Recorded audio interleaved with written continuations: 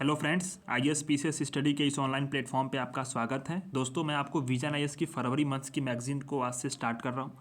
पिछली मंथ की मैगजीन को मैंने आधा कंप्लीट करा दिया है, उसको भी मैं थोड़ी थोड़ी क्लासेस लेकर के कंप्लीट करा दूंगा। और मैं विजन आईएएस की फरवरी मंथ की मैगजीन से रेगुलर आपको मंथली मैगजीन्स की क्लासेस में आपको डेली अब प्रोवाइड करता रहूँगा। बीच में कुछ प्रॉब्लम्स थी, मेरे आँख में कुछ प्रॉब्लम्स थी, इसी कारण से मेरी क्लासेस नहीं ले रहा था। और आज से मैं स्टार्ट कर रहा हूँ पॉलिटी एंड गवर्नेंस से, जिसमें पहला टॉपिक है electoral bond scheme. Electoral bond scheme important है क्योंकि ये बार बार न्यूज़ में रहा है और हाल ही में डेवलपमेंट्स जो हुए हैं उसके कारण से ये बहुत इंपॉर्टेंट हो जाता है कि किन ग्राउंड्स पे ये इलेक्टोरल बॉन्ड स्कीम्स न्यूज़ में रहा और क्यों सुप्रीम कोर्ट ने किन ग्राउंड्स पे इसको कैंसिल किया। ठीक है, तो स्टार्ट करते हैं। सुर्खियों में क्यों रहा? हाल ही में सुप्रीम कोर्ट ने एसोसिएशन फॉर डेमोक्रेटिक रिफॉर्म जो है, इसका नाम है एडीआर संस्था है इसके, और अन्य बनाम भारत संघवाद में निर्णय देते हुए चुनावी बॉन्ड योजना को असंवैधानिक करार दे दिया। सुप्रीम कोर्ट ने चुनावी बॉन्ड योजना को क्या क्या कहते हुए असंवैधानिक करार दिया? तो ये बताया कि यह योजना जो है सूचना के अधिकार आर्टिकल 19 क्लॉज ए का जो क्या करती है वो उल्लंघन करती है, सूचना के अधिकार का ये उल्लंघन करती है।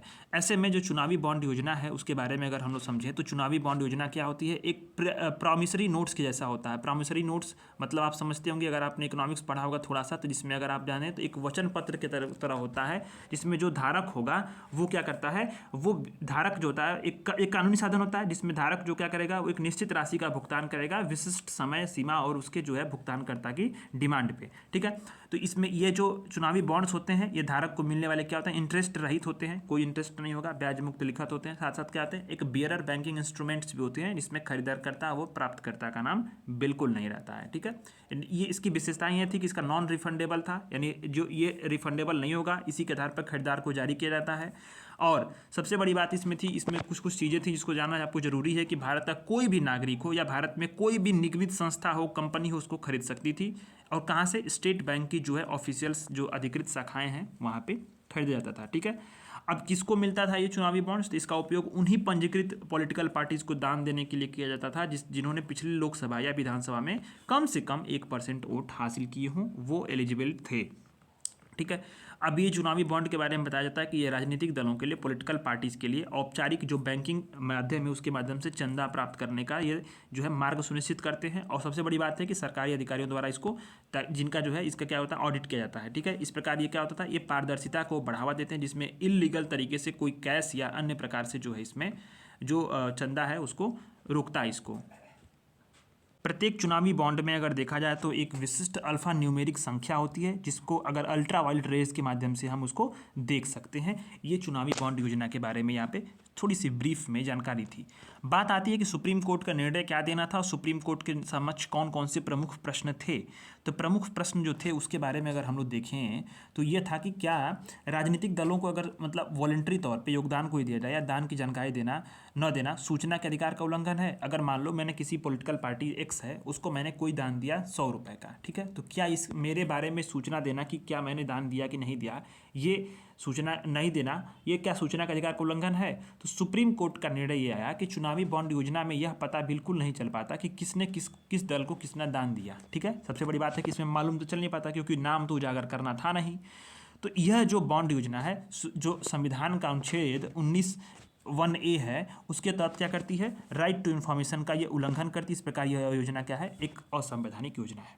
ठीक है, सबसे बड़ी बात है कि इसी के लिए जो है जो चुनावी बॉन्ड योजना है उसके लिए वित्त अधिनियम 2017 में, फिर आयकर अधिनियम 1961, लोक प्रतिनिधित्व अधिनियम 1951 और कंपनी एक्ट 2013 में संशोधन किया गया था। इन सभी संशोधनों को क्या कर दिया गया, असंवैधानिक करार दे दिया गया सुप्रीम कोर्ट के माध्यम से। अब बात आती थी कि क्या कंपनी एक्ट में संशोधन द्वारा राजनीतिक दलों को असीमित कारपोरेट फंडिंग की व्यवस्था, स्वतंत्र और निष्पक्ष चुनाव के जो है सिद्धांत का उल्लंघन है? दूसरा प्रश्न था।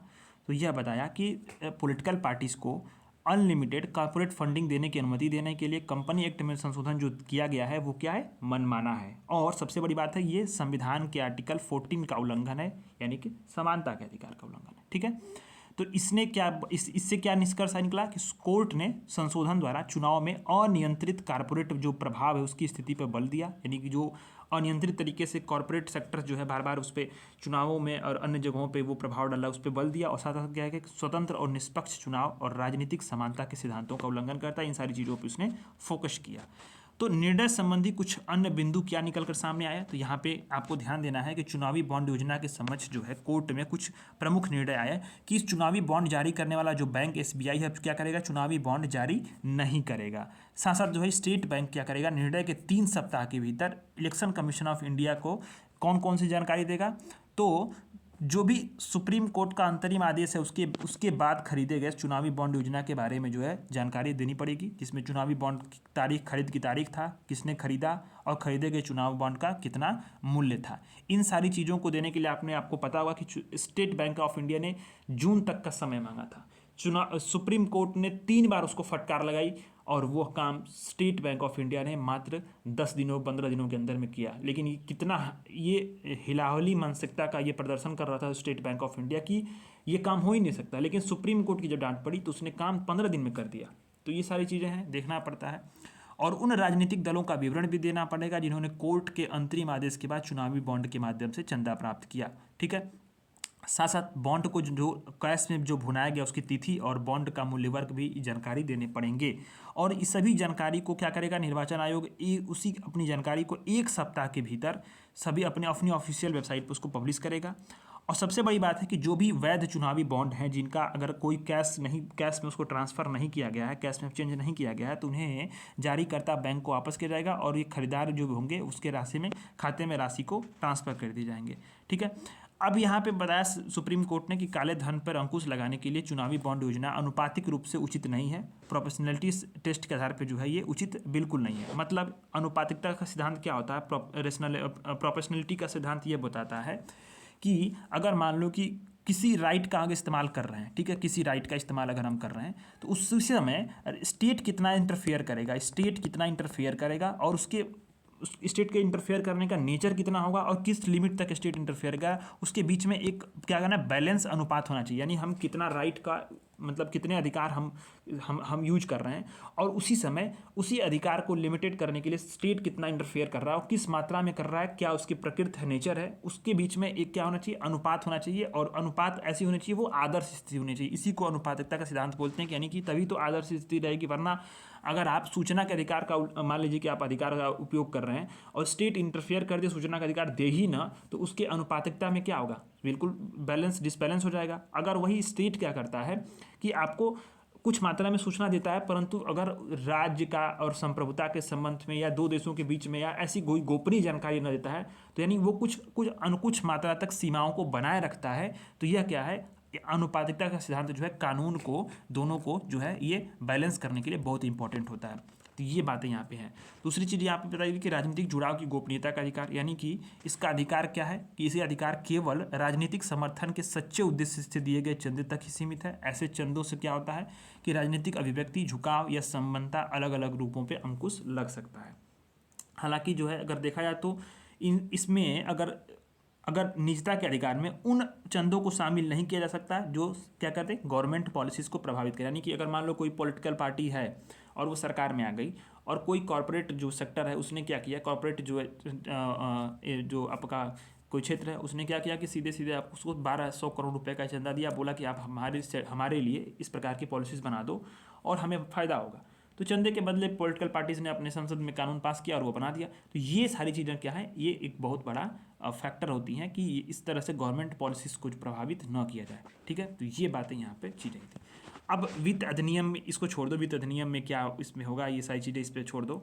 वित्त अधिनियम इस सब चीज़ों को, क्योंकि 2017 के बाद में जो इसको अगर ये बनाया गया, इसको सुप्रीम कोर्ट ने नल एंड वाइड घोषित कर दिया है। ठीक है, इसको छोड़ दो, इसमें सब चीज़ें जानकारी नहीं देना है। हाँ, इसमें ध्यान देना कि आपको जो लोक प्रतिनिधि अधिनियम उसमें क्या बदलाव किया गया था कि पॉलिटिकल पार्टी को 20,000 रुपये से अधिक चंदे के लिए जानकारी इलेक्शन कमीशन ऑफ इंडिया को देनी पड़ेगी, पहले था। लेकिन जब ये चेंजिंग हुआ, जब चुनावी बॉन्ड योजना आया तो उसमें बताया गया कि पॉलिटिकल पार्टीज को चुनावी बॉन्ड से चंदे की जानकारी इलेक्शन कमीशन को देना आवश्यक नहीं है। ये वाला क्लॉज जो है ये जोड़ा गया था। ठीक है, तो ये बदलाव जो हुए थे वही बता रहा है इसमें। तो ये आपने इलेक्शन जो बॉन्ड स्कीम था उसको आपने देख लिया, इसमें बहुत कुछ था नहीं, जो चीज़ें थी वो हमने बता दी हैं। अब आता है भारत के सुप्रीम कोर्ट के 75 वर्ष। तो सबसे बड़ी बात है कि भारत का जो सुप्रीम कोर्ट है उसके अगर कोई भी चीज़ें हों, अगर वो 50 वर्ष पूरी करती हों, अगर वो 75 वर्ष पूरी करती हों, 25 हो, 100 हो, तो वो न्यूज़ में होते हैं, तो इम्पॉर्टेंट होते हैं। ठीक है। तो पहले आप जानते हैं कि सुप्रीम कोर्ट में भारत में किसका इसका विकास क्रम कैसे रहा और कैसे इसका विकास हुआ, ये चीज़ों को पहले हम लोग अच्छे से समझते हैं। 1774 का जो रेगुलेटिंग एक्ट था, इसी में कलकत्ता में सुप्रीम कोर्ट की स्थापना हुई। इसके बाद मद्रास, बॉम्बे में भी सुप्रीम कोर्ट की स्थापना की गई। 1861 में भी इंडिया हाई कोर्ट एक्ट आया, जिसमें अलग अलग प्रांत के लिए हाई कोर्ट की स्थापना की गई और 3 सुप्रीम कोर्ट्स को यहाँ पे समाप्त कर दिया गया। फिर इसके बाद आता है 1935 का भारत शासन अधिनियम, जिसमें भारत में संघीय न्यायालय की स्थापना की गई। ध्यान देना, संघीय न्यायालय की स्थापना की गई। यूपीएससी प्रीलिम्स में ऐसे सवाल पूछता है। यह उच्च न्यायालयों के निर्णयों के विरुद्ध अपील कर सुनवाई करता था। फिर भारत का संविधान जब लागू हुआ 28 जनवरी 1950 को भारत के सुप्रीम कोर्ट की जो वर्तमान में है उसकी स्थापना की गई। कब? 28 जनवरी 1950 को। तो सुर्खियों में क्यों रहा कि प्रधानमंत्री ने 28 जनवरी को ही, ये देखा ना 28 जनवरी को, तो इसी 28 जनवरी को दिल्ली में सुप्रीम कोर्ट का सभागार में सुप्रीम कोर्ट की डायमंड जुबली समारोह का उद्घाटन किया। और इसी अवसर पे सुप्रीम कोर्ट के बारे में जो है अब चीज़ें समझेंगे, लेकिन प्रधानमंत्री ने क्या किया, सुप्रीम कोर्ट के लिए टेक्नोलॉजी संबंधी कुछ कई सारे पहल की शुरुआत की। कौन कौन से पहल की शुरुआत की? तो सुप्रीम कोर्ट के लिए प्रधानमंत्री ने यहाँ पे डिजिटल सुप्रीम कोर्ट रिपोर्ट्स की शुरुआत की। यानी यह पहल क्या करेगा, सुप्रीम कोर्ट के जो भी फैसले होंगे देश के आम नागरिकों तक जो है निःशुल्क और इलेक्ट्रॉनिक रूप में उपलब्ध करा देगा। कौन सा? Digital supreme court reports. दूसरे पहल की थी डिजिटल कोर्ट 2.0। यह क्या है? यह एक एप्लीकेशन है, ई कोर्ट्स प्रोजेक्ट के तहत शुरू की गई पहल है, जिसमें क्या हुआ, जिला न्यायालयों के जजों को कोर्ट के रिकॉर्ड इलेक्ट्रॉनिक रूप में उपलब्ध कराए जाएंगे। अब सबसे बड़ा था कि ई कोर्ट प्रोजेक्ट कब शुरू किया गया था? 2013 में शुरू किया गया था। क्या उद्देश्य है इसका? तो भारत में जो भी न्यायालय प्रणाली है उसको डिजिटल बनाना है और न्याय तक पहुंच में सुधार करके उसे आधुनिक बनाना है।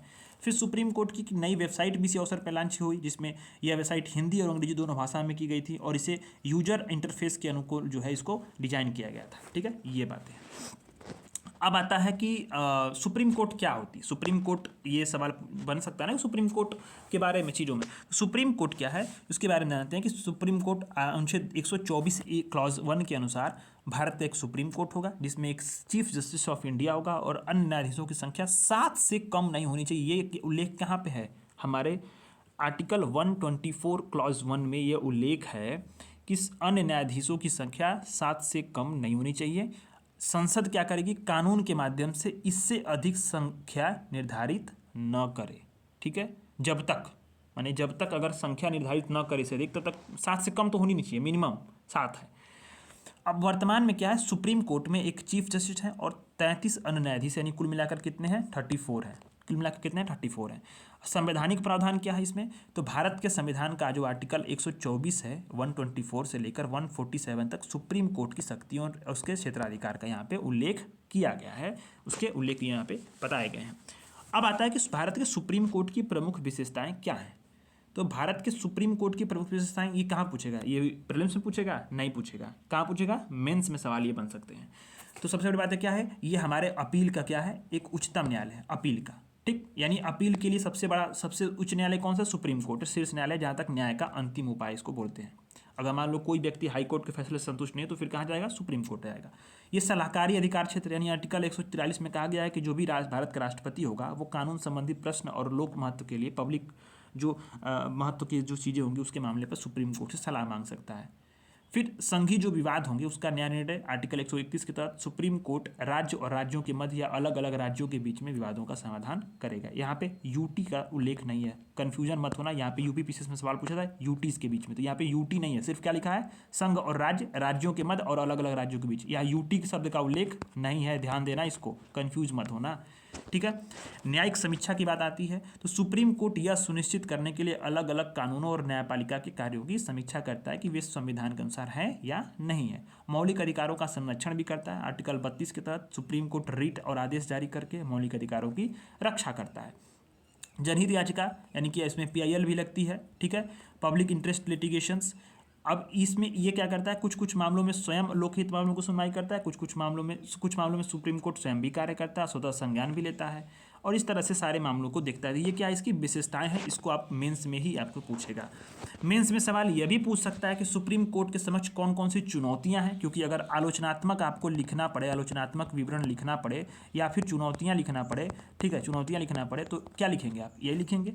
तो इन सारी चीज़ों के लिए आपको ध्यान देना है कि इसमें आपको क्या देखना है कि लंबित मामलों की संख्या बहुत अधिक है। 2023 तक के अगर हम आंकड़े देखते हैं तो सुप्रीम कोर्ट में केवल सुप्रीम कोर्ट में 80,000 से अधिक मामले लंबित हैं 2023 तक के आंकड़े। अब बात आती है कि जुडिशियल एक्टिविज्म बनाम जुडिशियल रेसिस्टेंट, यानी कि न्यायिक सक्रियता बनाम न्यायिक संयम की जो बहस होती है वो भी क्या होती है कि पॉलिसी के जो निर्धारण होता है, पॉलिसी का निर्धारण होता है और गवर्नेंस होता है, उसके बीच में न्यायपालिका की भूमिका का जो है ये निर्धारण करती है इसी के बीच में। तो ये विवाद हमेशा बना रहता है कि जुडिशियल एक्टिविज्म और जुडिशियल का जो है रेसिस्टेंट, यानी जुडिशियल यानी कि न्यायिक संयम और न्यायिक सक्रियता, इसके बीच में बैलेंस बना रहे, और ये चुनौतियां बनी रहती हैं कई बार सुप्रीम कोर्ट के सामने भी। अंकल जज सिंड्रोम की समस्या है, ये आपके लिए न्यू कॉन्सेप्ट होगा, इसको नोट कर लेना। आप मेंस में अगर आप आंसर राइटिंग करोगे जुडिशरी से संबंधित जो भी सवाल होगा उसमें अंकल जज सिंड्रोम जो है या फिर न्यायिक सक्रियता बनाम न्यायिक जो संयम है, इस सब शब्दों का इस्तेमाल करोगे। ये कीवर्ड्स हैं, ये कीवर्ड्स ही आपको जो है लिखने होते हैं मेंस के पेपर में। अगर आप टॉपर्स की आंसर कापी उठाकर देखो तो सारी चीज़ें यही होती हैं। तो अंकल जज सिंड्रोम में बताया कि भारत का जो विधि आयोग की 230वीं रिपोर्ट है, इसमें सुप्रीम कोर्ट्स और हाई कोर्ट के न्यायाधीशों की नियुक्ति में पक्षपात के संबंध में चिंता व्यक्त की गई थी, और इससे क्या हो रही है कि न्यायपालिका की निष्पक्षता और पारदर्शिता प्रभावित हो रही है। न्यायपालिका कार्यपालिका के बीच में संघर्ष भी होता है, बहुत सारे टकराव होते हैं, कई सारी चीज़ें हुई थी। अगर आप थोड़ा सा अगर आँख और कान खुले रखे होंगे तो मालूम चला होगा आपको बीच में कि दिल्ली वाले विवाद में भी हुआ था। सुप्रीम कोर्ट ने आदेश दिया था, उसके खिलाफ केंद्र ने जो है आपका अध्यादेश ला करके उसको पलट दिया। फिर इसके बीच में क्या हुआ, इलेक्टोरल बॉन्ड की आप देख लो। फिर इसके बीच में आप देख लो कोविड-19 के दौरान भी कई सारी चीज़ें हुई थी। तो ये सारी चीज़ें होती हैं। कई बार न्याय का अधिकरणवाद होता है, यानी कि जो ट्रिब्यूनल्स होती है उसका गठन करके सुप्रीम कोर्ट की शक्तियों का या न्यायालयों की शक्तियों को कम करने की चुनौतियाँ होती हैं। जनता की धारणा और विश्वास भी कई बार होता है कि सकारात्मक नहीं होती, क्योंकि पारदर्शिता, जवाबदेही, न्याय स्वतंत्रता जैसे मुद्दे क्या हैं, न्यायपालिका के समक्ष जो है ये थोड़ी सा चुनौतियाँ पेश कर रहे हैं। ऐसे में आगे की राह होगी क्या? ठीक है, आगे की राह क्या होगी ये बात आपको ध्यान देनी है। तो इसमें केस प्रबंधन और तकनीक पे ध्यान देना चाहिए, जिसमें कि केस प्रबंधन प्रणाली को लागू करना बहुत जरूरी। सुप्रीम कोर्ट में जो भी केसेस लागू होते हैं, केसेस जो जाएंगे उसमें ई filing, video conferencing, virtual hearing, इसके लिए टेक्निक का इस्तेमाल होना चाहिए। सबसे बड़ी बात है कि जो अलॉट होता है केसेस, उसके बीच में भी टेक्नोलॉजी इस्तेमाल करके हम चाहें तो इसमें जो पारदर्शिता को मेंटेन कर सकते हैं, क्योंकि कई बार केसेस अलॉट होते हैं जजेस को, उसमें भी पक्षपात की भावना की ये बात होती है, कई बार ये आरोप लगते हैं। तो ये सब चीज़ों में भी टेक्नोलॉजी का इस्तेमाल हो सकता है। न्यायिक सुधार होने चाहिए, न्यायाधीशों की संख्या में वृद्धि हो, इंफ्रास्ट्रक्चर में सुधार हो, जो भी वैकेंट पद है उसको तुरंत बढ़ें और न्यायिक सुधारों को लागू किया जाए, जिससे क्या हो कि कार्यभार कम हो और समान समय पर न्याय वितरण सुनिश्चित हो सके। सबसे बड़ी बात है पारदर्शिता और जवाबदेही को बढ़ाने के लिए निर्णयों को जनता के लिए अधिक सुलभ बनाना चाहिए और नियुक्ति में पारदर्शिता लानी चाहिए। न्यायिक स्वतंत्रता को मजबूत करने के लिए सबसे बड़ी बात है कि कार्यपालिका और न्यायपालिका और सरकार की जो अन्य शाखाएं हैं उसके बीच में, अन्य शाखाओं के बीच में अनुचित प्रभाव हस्तक्षेप से मुक्त हो। इससे क्या न्यायिक प्रणाली की अखंडता बनाए रखा जा सकेगा। ठीक है, तो ये बातें यहाँ पे आ जा रही थी। इसी के बीच में एक चीज़ आई है कि न्यायपालिका और कार्यपालिका के बीच में संबंधों पे एक नज़र आपको डालना बहुत ज़रूरी हो जाता है। संविधान के जो भाग आपका 4 है, उसमें अनुच्छेद 50 बताता है कि राज्य की लोक सेवाओं में न्यायपालिका को कार्यपालिका से अलग करने के लिए राज्य क्या करेगा, कदम उठाएगा। ठीक है, तो ये आपको भी ध्यान देना है। ठीक, 1947 और 1964 के बीच में कई बार न्यायपालिका और कार्यपालिका के बीच में टकराव हुआ। ये सवाल अगर मेंस में बने तो आपको लिखने के लिए बहुत अच्छा कंटेंट है। इसमें तीन चाचा जो है, इसमें 3 के आसपास इसमें कैटेगराइजेशन किया गया है कि 1947 जब आज़ाद हुआ भारत, उसके बाद 1964 तक कैसे टकराव हुआ। तो इसमें संपत्ति के अधिकार पर टकराव हुआ। ठीक है, जिसमें केंद्र सरकार पहली बार जो है कामेश्वर सिंह बनाम बिहार राज्यवाद में पहला संविधान संशोधन लेकर आई थी और 9वीं अनुसूची जोड़ी थी। ठीक है, अब राजनीतिक वर्ग ने संविधान के संशोधनों के माध्यम से अपना वर्चस्व कायम किया था। फिर दूसरा जो फेज था उसमें 1965 से लेकर 1993 तक चला। इसमें बार बार संशोधन करने से सुप्रीम कोर्ट हस्तक्षेप करना पड़ा संविधान में। ठीक है, गोलकनाथवाद आया था, केशवानंद भारती केस आया था, इसमें सुप्रीम कोर्ट का जो है प्रभुत्व स्थापित हुआ। और सबसे बड़ी बात है कि सरकार ने 24वां 25वां संशोधन को पारित करके सुप्रीम कोर्ट की शक्तियों को सीमित भी कर दिया था, किंतु बाद में सुप्रीम कोर्ट ने पुनः 1980 में मिनर्वा मिल्स वाद में सुप्रीम कोर्ट ने जो है सर्वोच्चता स्थापित की थी। फिर 1993 और 2008 के बीच में 3 जजेस केसेस ने भी जो है सुप्रीम कोर्ट को सर्वोपरि बना दिया।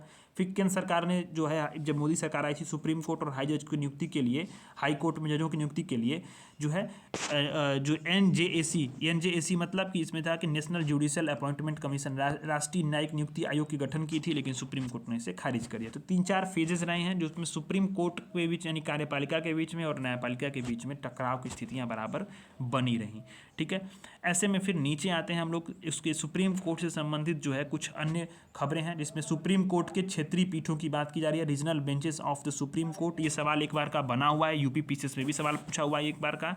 तो सुर्खियों में क्यों रहा कि कार्मिक लोक शिकायत कानून और न्याय पर जो संसद की जो अस्थायी समिति, इसने संसद को सूचित किया कि सरकार ने सुप्रीम कोर्ट की जो क्षेत्रीय पीठें हैं उसको स्थापित करने वाली सिफारिशों को स्वीकार कर लिया है। मतलब सुप्रीम कोर्ट की जो भी रीजनल बेंचेस बनने गई थी उसके लिए उसकी सिफारिश को क्या किया, सरकार ने स्वीकार कर लिया। और किसने सूचित किया, तो कार्मिक लोक शिकायत कानून और न्याय पर संसद की जो अस्थायी समिति है उसने शुरू की थी। ठीक है, तो सुप्रीम कोर्ट की जो क्षेत्रीय पीठ था उस पर विधि आयोग की कई बार जो है सिफारिशें आई थी, जिसमें 95वीं रिपोर्ट में भी सुप्रीम कोर्ट को 2 विभाग बताया गया था, इसमें कि कॉन्स्टिट्यूशनल डिवीजन हो, एक दूसरा लीगल डिवीजन हो। फिर 125वीं रिपोर्ट आई, उसमें भी सुप्रीम कोर्ट को 2 भागों में विभाजित करने की बात की गई थी, इसमें दिल्ली में संविधान न्यायालय हो और बाकी उत्तर दक्षिण पूर्व पश्चिम में अपील और संघीय न्यायालय हो। फिर 229वीं रिपोर्ट आई, इसमें भी नई पीठों की स्थापना के लिए अनुशंसा वगैरह की गई थी इसमें। ठीक है, तो ये सारी चीज़ें बार बार जब अनुशंसा की जा रही थी तो इसी पर सुप्रीम कोर्ट ने जो है सुप्रीम कोर्ट की क्षेत्रीय पीठों को स्थापित करने की जो सिफारिश थी सरकार ने उसको स्वीकार कर लिया। अब जो संसदीय स्थायी समिति इसने सिफारिशें क्या की थी, 133वीं रिपोर्ट में की थी। इसका शीर्षक क्या था कि न्यायिक प्रक्रिया और उसका सुधार। ठीक है, तो इसमें बताया गया कि सुप्रीम कोर्ट देश में 4 से 5 स्थान पे अपनी क्या करेगा, क्षेत्रीय पीठ स्थापित करने के लिए आर्टिकल 130 का इस्तेमाल कर सकता है। तो आर्टिकल 130 आपको पढ़ लेना है अच्छे से। ठीक है, इसमें बताया गया कि सुप्रीम कोर्ट में जो है देश में 4 से 5 स्थानों पे अपने रीजनल के बेंचेस को स्थापित करने के लिए चाहे तो आर्टिकल 130 का इस्तेमाल कर सकता है। आर्टिकल 130 में क्या बोला गया है, तो इसमें बताया सुप्रीम कोर्ट दिल्ली में ऐसे या अन्य स्थानों पर सुप्रीम कोर्ट दिल्ली में अथवा या ऐसे अन्य स्थानों पर स्थापित करेगा जिसे भारत का मुख्य न्यायाधीश राष्ट्रपति की अनुमति से समय समय पर निर्धारित करे। ठीक है, रीजनल बेंचेस की बात की जा रही है यहाँ पे आर्टिकल 130 में। ठीक, अब सबसे बड़ी बात है कि संविधान की जो व्याख्या होगी उससे जुड़े मुद्दे और अन्य मामले और संवैधानिक मामलों का निपटारा कहाँ पे होगा, मुख्य पीठ यानी कि दिल्ली में होगा। और क्षेत्रीय पीठें क्या करेंगी, अपीली मामलों पर फैसला करेंगी। अब जो अपीली मामलों फैसला करेंगे तो जो अपीली पीठ होगा उसके निर्णय को अंतिम माना जाएगा। ये नहीं कि फिर आपको दिल्ली में आपको अपील करने का मौका मिलेगा। जो सुप्रीम कोर्ट की पीठें या बेंचेस बैठेंगी वो उसको अंतिम मान लेंगी, इसे न्यायपालिका का दूसरा स्तर नहीं माना जाएगा। तो इसकी आवश्यकता क्यों पड़ रही है क्षेत्रीय पीठों की, सबसे बड़ी बात होती है। फिर चुनौतियां देखेंगे, फिर आगे की राह क्या हो सकती है, वो सारी चीज़ों को देख करके ये आर्टिकल कंप्लीट हो जाएगा। तो सुप्रीम कोर्ट को क्षेत्रीय पीठों की आवश्यकता इसलिए पड़ रही है कि न्याय तक पहुंच सबसे बड़ी चुनौती है। सुप्रीम कोर्ट की क्षेत्रीय पीठों को क्या है कि दूर दराज के उन क्षेत्र लोगों को भी न्याय मिलने में आसानी होगी जो दिल्ली आने में असमर्थ होते हैं। क्योंकि अगर नॉर्थ ईस्ट का बंदा अगर कोई है, मान लो उसके पास पैसे नहीं है, अगर उसके पास सुविधाएं उतनी नहीं है, तो वो अगर हाई कोर्ट के फैसले से असंतुष्ट है, गुवाहाटी हाई कोर्ट के फैसले को चुनौती देने के लिए दिल्ली आ नहीं सकता, फिर वहीं संतुष्ट हो जाएगा, फिर वो मन मार के रह जाएगा। अगर वहाँ मान लीजिए कि नॉर्थ ईस्ट में अगर कोई सुप्रीम कोर्ट की बेंचेस बैठ रही हो अपीली न्यायालय के लिए, वो अपील कर सकता है वहीं पे, तो उससे हो सकता है कि उसको न्याय मिल जाए। तो ये सारी चीज़ें होती हैं। और सबसे बड़ी बात है कि दिल्ली आने में अगर कोई असमर्थ है और परिवहन लागत का सामना करना पड़ता है, इससे क्या न्याय की पहुँच सुनिश्चित क्या होती है, ये आर्टिकल 14 और 21 का एक जो है क्या करता है, ये उल्लंघन भी होता है। संविधान का आर्टिकल 39A यह बताता है कि राज्य यह सुनिश्चित करेगा कि सभी के लिए जो समान अवसर पर न्याय सुलभ हो। सबसे बड़ी बात है कि आर्थिक व किसी अन्य असमर्थता के कारण कोई भी नागरिक न्याय प्राप्त करने के अवसर से वंचित न हो। और सबसे बड़ी बात यहाँ पे ये भी चीज़ की गई है कि किसी भी अन्य तरीके से क्या हो कि निःशुल्क कानूनी व्यवस्था की ऐसी सहायता की व्यवस्था होनी चाहिए। यहाँ पे नीचे नालसा अभी पढ़ेंगे हम लोग, उसके बारे में यहाँ पे समझेंगे। ठीक है, लैंगिक भौगोलिक भेदभाव को कम करने के लिए सुप्रीम कोर्ट को क्या है कि अन्य सारी चीज़ों में जैसे भाषा संबंधी बाधा होती हैं, वकील करने में समस्या होती है, यात्रा और दिल्ली में रहने की लागत होती है हाई, तो इससे क्या होता है कि सुप्रीम कोर्ट का जो मुकदमे होते हैं वो आम लोग वहाँ तक पहुँच नहीं पाते हैं। ऐसे में भौगोलिक भेदभाव को कम करने के लिए सुप्रीम कोर्ट का अन्य राज्यों में, अन्य जगहों पे, अन्य क्षेत्रों में क्षेत्रीय पीठों का होना बहुत जरूरी है। सुप्रीम कोर्ट के इससे कार्यभार को भी कम करने में मदद मिलेगी और क्षमता कैपेसिटी बिल्डिंग भी काफ़ी ज़्यादा यहाँ पे होगी। न्यायाधीशों की संख्या होगी और न्यायाधीश जनसंख्या अनुपात भी बेहतर हो पाएगा। अब आता है कि क्षेत्रीय पीठों को गठन करने में क्या क्या चुनौतियां आ रही हैं। तो सुप्रीम कोर्ट की ओर से विरोध आता है। कई बार क्या है, सुप्रीम कोर्ट दिल्ली के बाहर किसी भी स्थान पर सुप्रीम कोर्ट के स्थापित करने के प्रस्ताव को लगातार खारिज करता रहा है। सुप्रीम कोर्ट का जो एकात्मक चरित्र है वो प्रभावित होगा, ऐसी बातें यहाँ पे हो जाती हैं। परस्पर विरोधी मिसालें भी होंगी, कई सारी विरोधी मिसालें बढ़ सकती हैं क्षेत्रीय पीठों के कारण, इससे मुकदमाबाजी में वृद्धि होगी। सुप्रीम कोर्ट की पोजीशन घट सकती है अपील मामलों में। अगर क्षेत्रीय पीठ केवल अपील मामलों में निर्णय लेगा तो बाकी सारे मामलों में क्या होगा, इसका पोजीशंस घट जाएंगी। अब मामलों का वर्गीकरण करना एक बहुत बड़ा चुनौती होता है। ठीक है, संवैधानिक महत्व के रूप में पहचानना, फिर कौन से संवैधानिक है, किसमें व्याख्या करनी है, सारी चीज़ें ये जो है एक प्रकार का तो चुनौतियाँ ये सारी चीज़ें हैं। ठीक है, तो ऐसे में क्या होना चाहिए ये बातें हैं। तो आगे की राह में यहाँ पर अगर हम देखें तो आगे की राह में हाइब्रिड और वर्चुअल सुनवाई को बढ़ावा देना एक बहुत बड़ा जो है एक राहत हो सकता है, त्वरित मामलों के त्वरित निपटाने में मदद कर सकता है, मुकदमेबाजी की लागत को भी कम कर सकता है, भौगोलिक बाधाओं को भी दूर कर सकता है। सबसे बड़ी बात है कि अन्य देशों में जो प्रचलित न्याय व्यवस्था है उससे सीखना बहुत बड़ी हमारे लिए क्या है कि एक ज़रूरत है, ये समय की आवश्यकता है। अगर हम आसानी तरीके से देखें इसमें, तो अगर एक चीज़ आप देखना इसमें कि फ्रांस में एक ऐसी प्रणाली लागू है जिसमें एक अपील की जो अदालत होती है और एक कैसेशन की अदालत अलग होती है। कैसेशन क्या होता है? एक अपील अदालत में इसमें कोई भी केसेस की अपील की जाएगी। कैसेशन अपील का दूसरा रूप होता है जिसमें क्या फैक्ट्स को नहीं देखा जाएगा, सिर्फ कानूनी प्रश्न को देखे जाएंगे। यानी अगर मान लो कि जैसे कि चुनावी बॉन्ड योजना थी, उसमें फैक्ट्स न देख करके सिर्फ कानूनी प्रश्न देखा जाएगा कि कानूनी प्रश्न, कानून का प्रश्न क्या है कि क्या वो सूचना के अधिकार का उल्लंघन कर रहा है, क्या उससे असमानता बढ़ रही है, क्या उससे जो है पॉलिटिकल फंडिंग जो है वो अपारदर्शी तरीके से है, इन सारी चीज़ों को सिर्फ गौर किया जाएगा। तो उसके लिए एक अलग अदालत होती है, फिर वो प्रश्नों को देख लेगी, तो फिर इसके बाद क्या करेगी, वो अपना जो है एक अलग प्रकार से फिर कैटेगराइजेशन करके उन मामलों को अदालत को सौंपेगी। तो दो प्रकार की ये व्यवस्था की जाती है, इससे क्या होता है कि अदालतों का बोझ जो है वो कम होता है। अभी सुप्रीम कोर्ट क्या करता है, सुप्रीम कोर्ट के समझ ये भी समस्या होती है कि वो क्या करता है, कानूनी प्रश्नों को देखता है, फिर कानूनी प्रश्नों को देखेगा, फिर समझेगा ये संवैधानिक महत्व का मामला है, तो फिर उसके लिए व्याख्या करने के लिए संविधान पीठ को फिर सौंपेगा। इससे क्या होगा, प्रोसीजर जो होती है ना, दिक्कतें होती हैं, प्रक्रियात्मक दिक्कतें हमेशा बढ़ती रहती हैं। फिर यहाँ बात आती है कि अलग न्यायालयों के लिए संविधान संशोधन क्या कर सकती है कि सरकार सुप्रीम कोर्ट के कार्यों को संवैधानिक और अपीली में विभाजित करने के लिए संविधान संशोधन की संभावनाओं को तलाश सकती है। सबसे बड़ी बात है यहाँ पे न्यायिक सुधारों को सुगम बना सकती है कई सारी चीज़ों में, जैसे कि इंफ्रास्ट्रक्चर में बढ़ाना दे करके और न्यायाधीशों की संख्या में वृद्धि करके, जवाबदेही को बढ़ा करके, इन सारी चीज़ों से क्या कर सकता है कि न्यायिक सुधारों को हम लोग सुगम बना सकते हैं।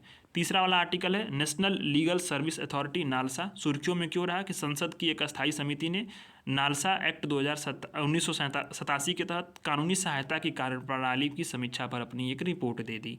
ठीक है, तो एक संसद की जो अस्थायी समिति ने इसी पर जो है क्या की है कि विधिक सेवा प्राधिकरण अधिनियम जो है लीगल सर्विस अथॉरिटी एक्ट जो है उसकी पर कानूनी सहायता की जो भी कार्यप्रणाली है, जो भी कार्य हो रहा है, उस पर समीक्षा रिपोर्ट दी है।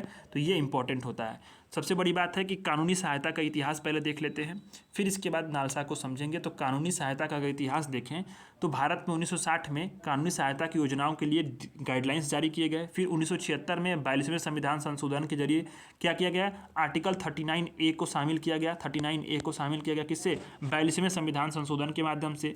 फिर इसी में PN भगवती जो थे उनकी अध्यक्षता में कानूनी सहायताओं के क्रियान्वयन के लिए एक समिति का गठन किया गया।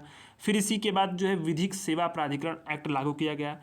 फिर 1995 में नालसा का गठन किया गया, जिसमें देश में कानूनी सहायता के समन्वय के लिए शीर्ष निकाय ये एक बन गए। ठीक है, फिर इसके बाद एक बात है कि वैकल्पिक विवाद निवारण तंत्र प्रदान करता है कौन सा, फिर लोक अदालत। इसके यानी अस्थायी तौर पर 1998 से बार बार हमेशा जो है लोक अदालतों की शुरुआत की गई। एक जो है अल्टरनेटिव डिस्प्यूट जो रिड्रेसल मैनेजमेंट सिस्टम है ये प्रोवाइड करता है।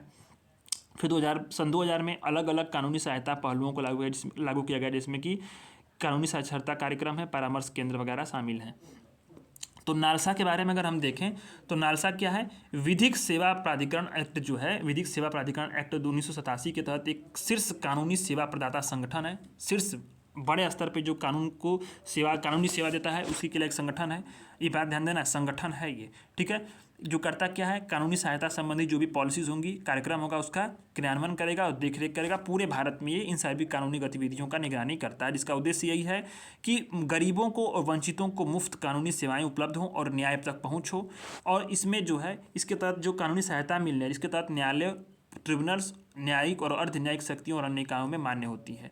ये alternative dispute redressal management system के जरिए इस माध्यम से भी जो है ये विवादों के निपटान को बढ़ावा देता है। केंद्र सरकार इसको जो है वार्षिक रूप से धनराशि भी आवंटित करती है और फिर क्या करती है, यह राशि जो होती है राज्य और जिला कानूनी सेवा प्राधिकरणों में डिस्ट्रीब्यूट होता है। जो राज्य सरकारें होती वेतन संबंधी राज्य स्तरीय खर्चों को वहन करती हैं, बाकी सारी पैसे क्या करती हैं, केंद्र सरकार देती है। तो धारा 12 इसके तहत कौन से कमजोर वर्ग हैं जिनको कानूनी सहायता देता है, तो महिलाओं और बच्चों को, शेड्यूल कास्ट और शेड्यूल ट्राइब के सदस्यों को, औद्योगिक कामगार को, दिव्यांग व्यक्ति को, कोई व्यक्ति अगर हिरासत में लिया गया उसको, मानव तस्करी से पीड़ित व्यक्ति हो, साथ साथ कोई प्राकृतिक आपदाओं से या औद्योगिक आपदा से पीड़ित व्यक्ति हो, या फिर 1 लाख रुपए से कम वार्षिक आय वाले व्यक्ति वगैरह को जो है ये निःशुल्क सुविधाएं देता है कानूनी संबंधी। ठीक है, इसके अगर हम भारत में निःशुल्क कानूनी संबंधी संवैधानिक प्रावधानों को देखें जिसका संविधान में उल्लेख है, तो आर्टिकल 39A है। यह राज्य के लिए निःशुल्क कानूनी सहायता के प्रावधान को न्याय को सुनिश्चित करने का अनिवार्य बनाता है। फिर आर्टिकल 14 भी है जिसमें सभी राज्य के भीतर व्यक्तियों के लिए कानून के समक्ष समानता की गारंटी देता है। आर्टिकल 22 क्लॉज 1 भी है, यानी जो बताता है कि गिरफ्तार किए गए या हिरासत में लिए गए व्यक्तियों की सुरक्षा करना है और उसे कानूनी परामर्श और वकील रखने के अधिकार को भी सुनिश्चित करना है। अब नालसा के एक्ट के तहत जो है कानूनी सहायता पहल की निगरानी करने का अधिकार किसको दिया गया है? तो राष्ट्रीय राज्य जिला स्तर पर कानूनी सेवा प्राधिकरण है, तालुका और सब डिविजनल कानूनी सेवा समिति है, और उच्च न्यायालय और उच्चतम न्यायालय कानूनी सेवा समितियां हैं।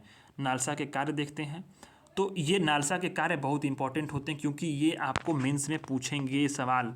अब नालसा के कार्यों को अगर हम स्पष्ट तरीके से देखें तो कानूनी सहायता और मदद के लिए बहुत इंपॉर्टेंट होता है। यह इसमें वकील हायर करके देना, कोई भी प्रोसीजरल शुल्क का भुगतान कर देना, ड्राफ्टिंग करना, अनुवाद करना, इन सारे दस्तावेजों को तैयार करना और प्रमाण पत्र जो है इसको उपलब्ध कराना, ये सारी चीज़ें यहाँ पे होती हैं। धारा जो 4D है इसके तहत क्या होता है कि हाशिए पे जो लोग रह रहे हैं उनके लिए सोशल जस्टिस के लिए जो जनहित याचिकाएं हैं PIL है उसको भागीदारी सुनिश्चित करना, ये सारी चीज़ें जो हैं ये नालसा के कार्य हैं। लोक अदालतें और मध्यस्थता को जो है ये स्थापित करना, कानूनी जागरूकता को पैदा करना, पीड़ितों को मुआवजा जो है ये दिलवाना, ये सारे क्या हैं इसमें नालसा के कार्य यहाँ पे करते हैं लोग। ठीक है, लेकिन इसमें अगर प्रमुख कार्यक्रम और गतिविधियों को देखा जाए तो कानूनी सहायता और समर्थन के तौर पे इसमें हम देखें तो इसमें न्यायालय और जो ट्रिब्यूनल्स हैं उसमें जो भी श्रेणियां हैं उनके व्यक्ति को कानूनी सहायता और समर्थन देता है। स्थानीय और कार्यालयों और कानूनी सेवाओं के जरिए दी जाती है कानूनी सहायता और समर्थन। आउटरीच कार्यक्रम होता है जिसमें कि अधिकारों के बारे में, लोगों को सामाजिक कल्याण के संबंधित कानूनों वगैरह के बारे में, योजनाओं के बारे में, उनके अधिकारों और हकों को ये जो क्या करता है ये प्रोवाइड करता है, बताता है। लोक अदालत और मध्यस्थता को भी बढ़ावा देता है, पीड़ितों को मुआवजा देने के लिए योजनाएं भी ये जो है नालसा प्रमुख कार्यक्रम और गतिविधियाँ कराता है। अब लेकिन इस रिपोर्ट जो पेश की गई है संसद की जो स्थायी समिति में, इसमें बताया गया कुछ मुद्दे बताए गए हैं। मुद्दे यानी कि आपके आलोचनात्मक जो विवरण होगा या फिर आपका जो है इसमें जो नेगेटिव चुनौतियाँ होंगी इसको आप इसमें लिख सकते हैं मेंस में। तो जागरूकता और शिक्षा की कमी है, यानी केवल 15 मिलियन लोगों ने ही अब तक जो है 1995 से कानूनी सहायता का इस्तेमाल किया है, यानी संपूर्ण आबादी अभी तक इससे इतना अधिक नहीं है। तो ऐसे में करना क्या चाहिए कि हमें व्यापक मास मीडिया अभियान शुरू करना चाहिए जिससे कि लोगों को जागरूक हो, नालसा के जो बारे में जानकारी लोगों के बारे में हो, और नालसा को कमज़ोर वर्गों विशेष रूप से जो भी विचाराधीन कैदी हैं, ठीक है, जो विचाराधीन कैदी जिनको भी सज़ा नहीं हुई है, जेलों में बंद है, उनके लिए सहायता देने की ये प्राथमिकता देनी चाहिए। बजटीय आवंटन और बाधाएँ भी हैं। इंडिया जस्टिस रिपोर्ट में इसके बताया भी गया था कि भारत में कानूनी सहायता पर खर्च प्रति व्यक्ति 0.75 पैसे सालाना है, ये बहुत कम है। ऐसे में अनुदान वृद्धि करना चाहिए। सबसे बड़ी बात है कि वकील और मुआवजे की भूमिका यहाँ पे भी है। तो कई सारी चीज़ें क्या हैं कि निःशुल्क परवरी करने से वकील बचते हैं, तो ऐसे में और मानदेय भी कम है, तो ऐसे में क्या करना चाहिए कि वकीलों को वार्षिक निःशुल्क पैरवी में संलग्न होने का आदेश भी देना चाहिए, उचित मुआवजा भी सुनिश्चित करना चाहिए। ठीक है, लोक अदालतों के समक्ष बहुत सारी चुनौतियां जैसे कि इसमें कई सारी सीमित शक्तियां हैं, प्रोसीजरल बाधाएं हैं, पक्षकारों को समय समय पर उपस्थित होने में असमर्थता होती है, बुनियादी ढांचा अपर्याप्त है, संसाधन भी अपर्याप्त है, निर्णय लेने में देरी होती है। तो ऐसे में होना क्या चाहिए कि लोक अदालतों को शक्तियों, संसाधनों, उचित प्रक्रिया, बुनियादी ढांचे, कार्यबल और मॉडर्न टेक्नोलॉजी से मजबूत करना चाहिए। ठीक है, पैरा लीगल वॉलंटियर का कम इस्तेमाल होता है। ऐसे में क्या है कि पैरा लीगल वॉलंटियर को समुचित यहाँ पर प्रशिक्षित करना चाहिए, जागरूकता अभियान चलाना चाहिए लोगों की जो है और उनके योगदान की सराहना भी करनी चाहिए। सबसे बड़ी बात है कि इसमें अगर ध्यान देना कि कर्मचारियों और की कमी और अधूरी रिक्तियों के कारण क्या है कि नालसा जूझ रहा है। ऐसे में रिक्त पदों को तुरंत लगातार भर करके हमें इसमें जो है इसमें प्रोसेसरल जो प्रॉब्लम्स आ रही हैं, इंफ्रास्ट्रक्चरल प्रॉब्लम्स आ रही है, उसको हमें दूर करना चाहिए। अभी सरकार ने, अगर आपको मेंस में लिखना रहेगा तो मेंस में आप लिखोगे ना कि सरकार ने क्या किया, शुरू किया कानूनी सहायताओं के लिए कौन कौन सी पहलें हैं, तो आप कोष्टक में ऐसे बना करके या ऐसे आप सीधे सीधे जो है एक ब्रैकेट बनाओ और उसमें लिख सकते हो कि सरकार द्वारा जो है ये कुछ पहल की गई। कौन कौन सी पहल की गई, तो दिशा पहल की गई है। दिशा पहल बताती है क्या, इसमें जो है आपको ध्यान देना है कि design innovation solution for holistic excel, Bharat में न्याय तक समग्र पहुंच के लिए नवीन समाधान डिज़ाइन, दिशा पहल के तहत इसमें की गई। न्याय बंधु प्लेटफॉर्म शुरू किया गया, जिसमें क्या है कि जो प्रो बोनो एडवोकेट्स हैं, जनता कल्याण से जुड़े वकील से होते हैं और लाभार्थी होते हैं, उसके बीच में जुड़ाव देता है ये। टेली लॉ सेवा शुरू की गई, ठीक है। ये क्या है कि यह सेवा, टेली लॉ सेवा जो है देश के 766 जिलों में 2.5 लाख ग्राम पंचायतों में उपलब्ध है। कानूनी सहायता रक्षा परामर्श प्रणाली LADCS शुरू किया गया, legal aid defence council system शुरू की गई, ठीक है। तो इसको भी ध्यान देना है आपको। नालसा ने शुरू किया है और ये देश के 676 जिलों में पूर्णकालीन वकीलों को शामिल करके क्या करती है, आपराधिक मामलों में कुशल कानूनी सहायता सुनिश्चित कराती है। न्याय मित्र कार्यक्रम शुरू किया गया, जिसमें बताया गया कि कार्यक्रम में कि जिला स्तर पर 15 साल से पुराने जो लंबित मामले हैं उसके निपटान की सुविधा दी जाती है। साथ ही साथ क्या है, अखिल भारतीय कानूनी साक्षरता और जागरूकता कार्यक्रम के तहत जो है नागरिकों को ये सशक्त बनाता है। तो ये सारी चीज़ें यहाँ पर की गई हैं टोटल। तो ऐसे में ये 3-4 आर्टिकल हम लोगों ने देख लिया। नेक्स्ट वाले जो क्लास होंगी उसमें हम लोग 3 आर्टिकल और देखेंगे और ये पूरा आपका सेक्शन कंप्लीट हो जाएगा, ठीक है। तो शाम को ही मैं नेक्स्ट क्लास भी लूँगा इसमें और ये हम सारी चीज़ों को कंप्लीट कर देंगे, ठीक। धन्यवाद।